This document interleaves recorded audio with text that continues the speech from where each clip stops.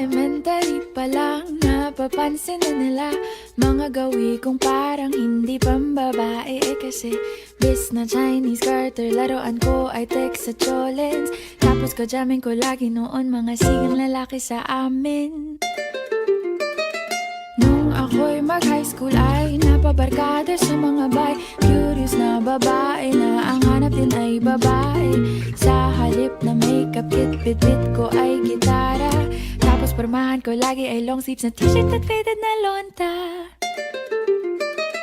Pero nung makilala kita, nagbagong bigla ang aking timpla. Natutuwa ko na magpariban at mag-ahit ng kilay at least once a month. Hindi ko alam kung anong meron ka na sa akin ay nagpalambot ng bigla. Sinong mag-aakalang lalaki pala ang bibiyag sa tulad kong tigreng gala. Kahit ako'y titibo-tibo, puso ko ay titibok-tibok pa rin sa'yo. Isang halik mo lamang at ako ay tinatablan. At ang aking pagkababae ay nabubuhayan na para bang bulaklak na namumukadkad. Dahil alaga mo sa dilig at katamtamang sikat ng araw-araw mong pag-ibig sa aking buhay nagpapasarap.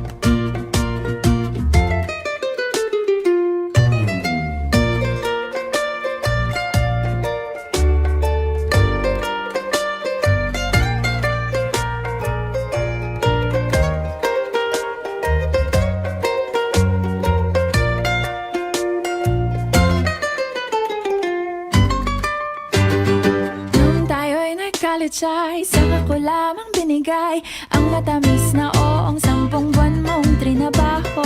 Sa halip na tsokolate at tipikal na mga diskarte, nabihag mo ko sa mga tula at sa mga katamong pabebe. Kaya nga noong makilala kita, alam ko na agad na mayroong himala. Natutuwa kong magtakong at napadalas ang pagsuot ng bestidang pula. Pero di mo naman inasam na ako ay magbagong tuluyan para patunayang walang matigas na tinapay sa mainit na kape ng iyong pagmamahal.